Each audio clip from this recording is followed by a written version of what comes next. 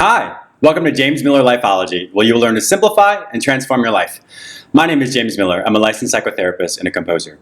In this episode, I wanted to speak with you about what's called emotional forecasting. Sometimes we go through some amazingly difficult times where we're overwhelmed with grief, we're overwhelmed with sadness, we're overwhelmed with such despair and desolation that we don't know what to do. And so what happens is when we feel that way, then we take all of that really strong emotion, we emotionally project it into the future as if your life will always be this way. And so when we do that, it just compounds the emotionality and causes us to feel as if there's no way out. But there are ways around that. And so this is the episode that I want you to be really proactive about and ways to circumvent that. So it's important to remind yourself, well, I've experienced this before. Maybe not the same situation, but you've experienced all emotions at one time. Maybe not to the same level of intensity, but you've experienced it before. So I want you to write down when you've experienced these times before, and then I want you to see now how that changed, how it was very fluid. There was a time when, let's say you scale it on from 1 to 10. It may be, let's say you experienced at level 8, which was really, really intense. And then how long did it take for it to change? What were some situations that happened that caused it to change?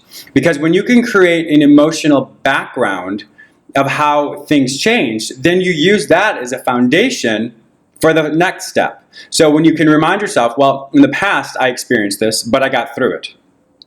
And so when you're able to do that, then the next thing you do is you use your self-talk. We talked before about, in one of the episodes before, about stopping looping thoughts. And that's when you use your sense of sound by speaking aloud, and it causes kind of an interruption of those looping thoughts. The same type of thing, when you're experiencing such profound grief or sadness or loss or desolation, when you can speak aloud how it's changed in the past, that then starts to once again create that foundation.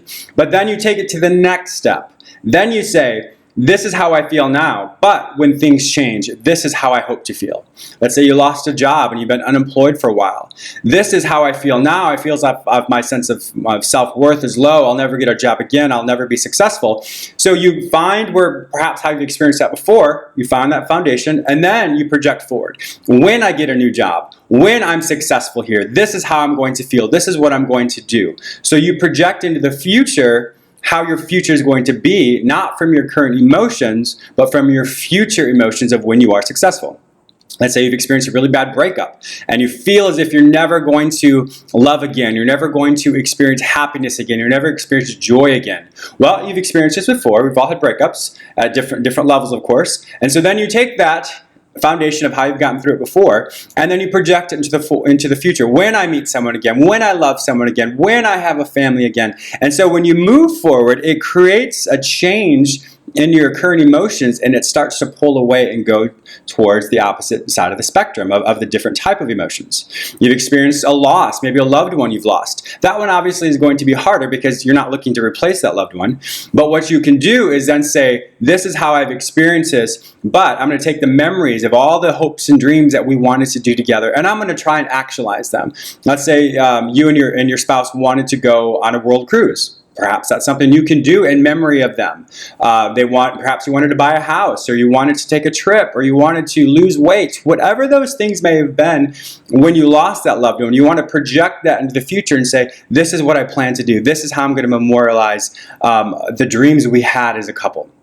And so there's so many things that we experience in life that cause us to just feel as if it's never going to change, but it is. So use your historical references of how you've gotten through it before, and that's the foundation to say, I feel this way now, but I'm not going to always feel this way. And so once you create that foundation, then you project into the future of when it is going to change. How are you going to be different? How is your situation going to be different? How are these things going to be different in your life?